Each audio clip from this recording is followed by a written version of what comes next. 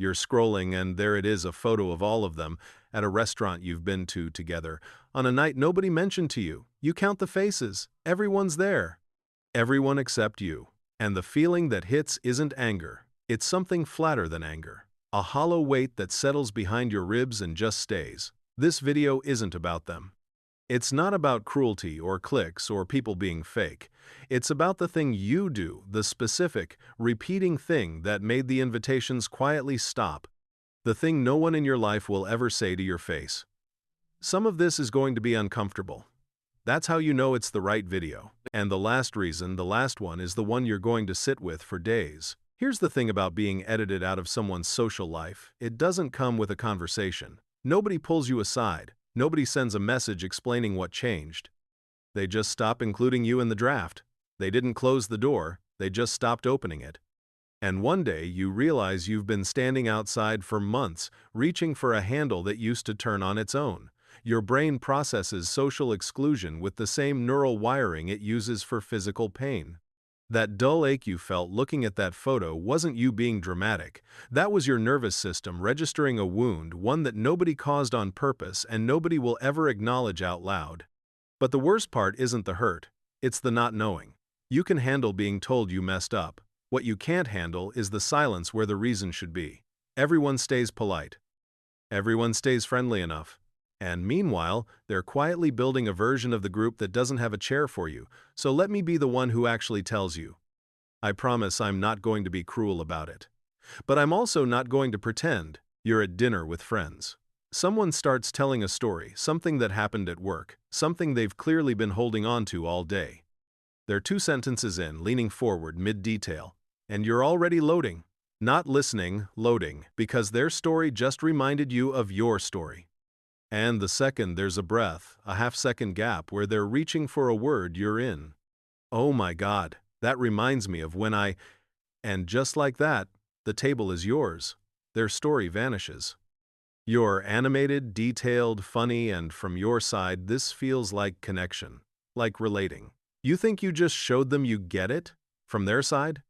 You just took the only thing they brought to the table and replaced it with yourself. There's a name for this in social psychology. They call it conversational narcissism. And I know that word lands hard, but stay with me. It doesn't mean you're self-absorbed as a person. It means you have a pattern of pulling every exchange toward yourself so automatically that you don't even register when someone else's moment just vanished because of you. You didn't see the way their mouth closed, the way they leaned back and let you take it not because they wanted to, but because fighting for their own story felt like too much work. They noticed. Every single time. This isn't about being a bad person. It's about a blind spot so complete, you've probably done this 100 times without once seeing what it cost someone. That one was relatively easy to admit. This next one is harder because this one you think is perfectly reasonable. Picture the person who organizes Saturday night. They throw a plan into the group chat, a time, a place, done, and then one person responds. Always the same person. Can we do 8 instead of 7? Actually, what about this other place instead? I might be late, can we push it back? You need to sit with the possibility that this person is you. From where you're standing, you're just communicating preferences, being practical, making sure the plan works for you too. But from the person who made the plan, here's what that actually feels like. Nothing they suggest is ever quite enough. Every idea gets negotiated, edited, reworked. And it's not that any single request is unreasonable. It's that it happens every time, every plan, every message, and it's always you. Something in your stomach just shifted. There came a point, and you never saw it happen, where it became easier to simply not include you. Not because they dislike you. Because including you means the plan stops being a plan and turns into a negotiation. And nobody wants to negotiate a Wednesday night dinner with friends. You're not doing this on purpose. That's exactly why it keeps happening. So they did something simpler than confronting you. They made the next plan, and they just didn't send it your way. And you never even knew there was a plan to miss. If you're still here, it's because something already landed. Good. I almost softened this next one. But you came here for the truth, So here it is. You think of yourself as honest, real. The friend who doesn't sugarcoat. You say what everyone else is too polite to say. You keep it real. And you've built a part of your identity around being that person, the one willing to tell the truth when nobody else will. So here's the part that's going to sting. You're getting coffee with a close friend.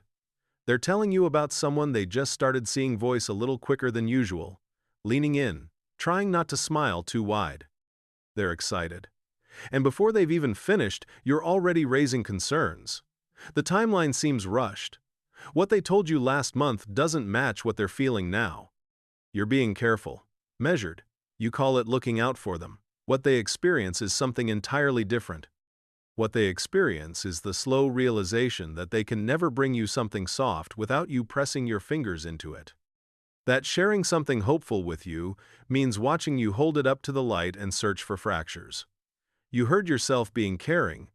They heard themselves being corrected. And here's the inversion you weren't expecting. The thing you think makes you a good friend, your honesty, your directness, is the exact reason people have started guarding their happiness around you. They're not pulling away because you lie. They're pulling away because your version of truth always carries weight. And sometimes people just want to be happy out loud without someone stress testing the foundation underneath. That tight feeling in your jaw right now, that's recognition, not defensiveness. I'm not telling you this to make you feel small. I'm telling you because the people who stopped inviting you will never say this. They'll just stop sharing the good things first. Then the uncertain things. Then everything. And you'll wonder what changed, when the answer was always this. You already knew. Okay, deep breath. Because this one goes somewhere different. People feel like they're being watched around you, not obviously, not aggressively, but in the way you notice things and then immediately announce what you noticed. You're at a party. Someone's dancing and you lean to the person beside you and make a comment, not mean, just observed. Someone walks in late and you call out the time. Someone's quieter than usual and you spotlight it in front of everyone. You're being really quiet tonight. You think this means you're perceptive, tuned in, socially sharp. What it actually does is turn you into an audience nobody asked for. And when people realize they have an audience, they stop relaxing. They start performing. They start calculating what you'll notice next, what you'll comment on, what you'll say about them once they leave the room. You don't want this one to be true. But you've seen yourself do it. Your presence introduces something invisible but heavy into the room evaluation. And ease is the thing people protect most fiercely when they're deciding who to invite next time. Not fun, not intelligence, ease. The ability to breathe normally around someone without feeling like they're being measured. Remember the first thing I described, the photo you weren't in? This is why. You were so busy observing everyone else that you never turned that awareness back on yourself. You cataloged every detail about them and missed the one that mattered most, the growing distance between you and the people in that picture. People don't want to be noticed that precisely. They want to be enjoyed. And there's a difference you haven't learned yet. Everything I've said so far was leading to this last one. And it's short because it doesn't need to be long. You corrected the waiter. You debated the tip amount. You commented on someone's order. You arrived 20 minutes late and spent 10 explaining why. You interrupted twice. You redirected once. You gave your honest take on something nobody asked about. Not across different nights. At one dinner. And when you got home, you thought it went well. You felt that. That small flinch. That's the thing that should stay with you. Not that you did those things, but that you genuinely, completely had no idea. Every single pattern I just described comes from the same place. And it's not selfishness. It's not a character flaw. It's not something fundamentally wrong with who you are. It's the quiet, almost desperate need to matter expressed in ways that accidentally make people step back. You redirect conversations because you want to belong to the moment. You negotiate plans because you want to feel considered. You lead with honesty because you want to be valued for being real. You observe and comment because you want proof that you're paying attention, that you're present, that you're there. Every one of these is a different version of the same sentence. See me. Include me. Confirm that I'm supposed to be here. And the real tragedy, the quiet, Slow motion tragedy is that the harder you push to secure your place at the table, the faster the chair disappears. Not because you're broken. Because you're trying so hard not to be invisible that you became impossible to relax around. And that's the part nobody tells you. But here's what changes everything now. You can see it. A pattern you can see is a pattern you can choose to interrupt. You don't have to become a different person. You don't have to shrink yourself into something small and silent. You just have to learn to sit in a room without needing to fill every corner of it with yourself. The fact that you're still watching tells me something about you. You actually want to get better at this. And that alone puts you ahead of most people who never even look. Be honest in the comments. Which one did you recognize in yourself? You don't have to explain. Just drop the number. If this is your first time here, subscribe. This channel exists to say the things your social circle won't. They were never going to tell you. I just did. Now you know. And what you do with that is yours.